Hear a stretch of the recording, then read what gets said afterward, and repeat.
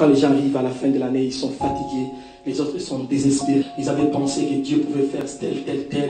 Ils voient les jours restent à compter. Ça crée le désespoir dans les cœurs des gens. Alléluia. Et le découragement, c'est l'une des armes efficaces de Satan. Quand il essaye toutes les armes et qu'il n'arrive pas, les dernières armes que le diable essaie d'utiliser, c'est le découragement. L'arme le plus fort que le diable utilise pour attaquer les enfants de Dieu, souvent, c'est le découragement. Et le découragement arrive presque dans la vie de tout le monde. À un certain moment, à une certaine période, tu peux commencer à sentir le découragement. C'est un phénomène qui arrive presque à tout le monde. Il n'y a pas quelqu'un où un jour il n'a pas senti le découragement.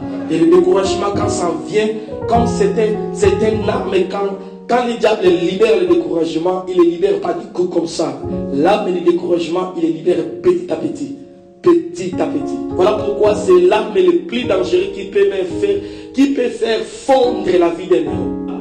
Un homme très fort peut se fondre seulement par l'arme du découragement. Et le découragement commence petit à petit. Ne fût-ce qu'une petite porte, tu laisses ouverte et c'est par là que ça entre.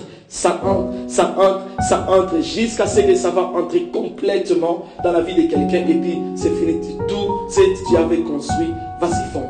Voilà pourquoi quand tu commences à détecter les découragements, dès le premier symptôme, fight or get découragement out.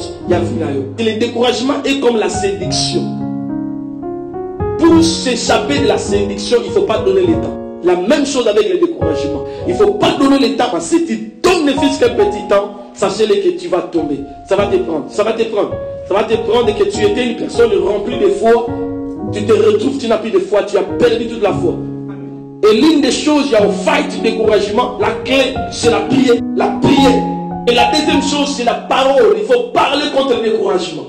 Parce que le découragement, il ne vient pas comme ça physiquement. Le découragement attaque nos pensées. Quand le découragement vient, ça attaque les pensées.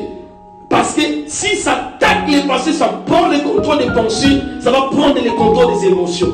Si ça prend le contrôle des émotions, ça va prendre le contrôle de ton homme tout entier, corps, âme, esprit. Et quand ça va prendre le contrôle de tout, ça va prendre le contrôle de la foi et ça va commencer à bouffer la foi. Ça bouffe la foi, ça neutralise la foi complètement. Et quand la foi est neutralisée, tu deviens vide comme une personne qui vit mais qui n'a plus de système immunitaire. Hein? C'est ce qu'on appelle des anticorps. Qui a perdu les anticorps et quand quelqu'un perd les anticorps, même un petit fièvre, il peut le tuer. Parce qu'il n'a plus de système de résistance. Maintenant, le découragement, c'est l'organe central. Il y a spiritualité, non, c'est les pensées.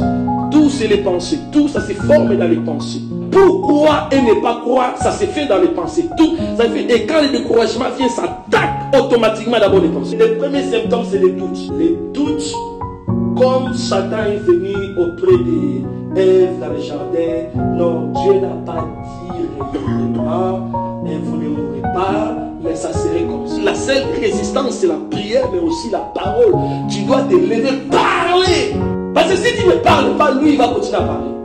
Tu vas continuer à prendre ses devoirs jusqu'à ce que tu vas l'accepter.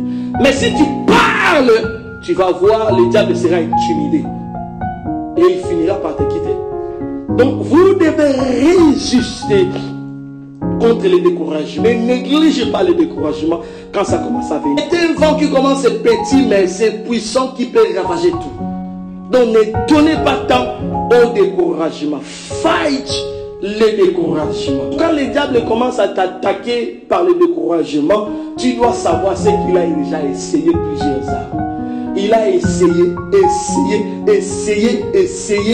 et il a compris enfin que cet homme est vraiment fort. Cette femme, elle est forte. Cette femme, on ne peut pas la voir. Elle est très lourde.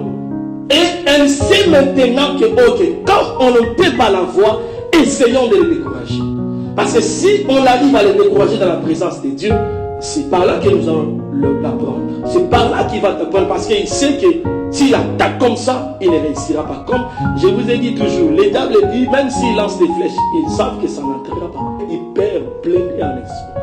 Tu ne le vois pas, mais je te le dis, tu es hyper blindé.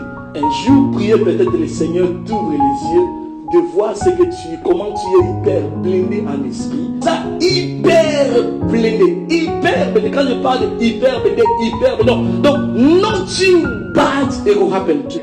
Les gens qui t'attaquent, ils savent ça parce qu'ils ont essayé de plusieurs manières de faire tomber ta tête, mais non, ils n'arrivent pas. Et ils savent que comme on n'arrive pas, essayons de les décourager. Et il commence petit à petit ce processus de découragement en attaquant tes pensées, en attaquant tes émotions. Le Seigneur est avec lui. Peu importe les circonstances, le Seigneur a déjà dit, je ne t'abandonnerai pas. Il sera toujours là. Même quand tu pleures, il pleure avec toi. Quand tu souris, il sourit avec toi. Quand tu souffres, il souffre avec toi. Soyons comme l'apôtre Paul qui se vantait même de ses souffrances par le Seigneur.